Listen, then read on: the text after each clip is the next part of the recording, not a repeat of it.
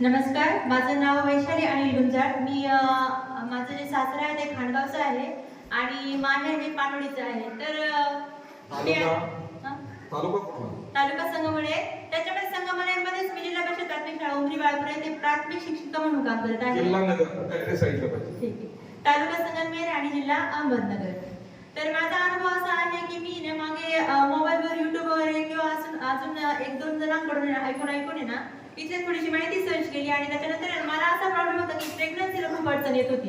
की माझं जे पहिले लग्न होते 2014 साली झालं, त्यावेळी माझा मुलाच्या कारणावरून डायव्होर्स झाला आणि डायव्होर्स झाल्यानंतर मी जवळजवळ 8 वर्ष मानसिक त्रासात झोपेच्या गोळ्या खात होते. अक्षरशः झोपेच्या गोळ्या इतके खायचे की रात्रभर झोप येत नसायची मला.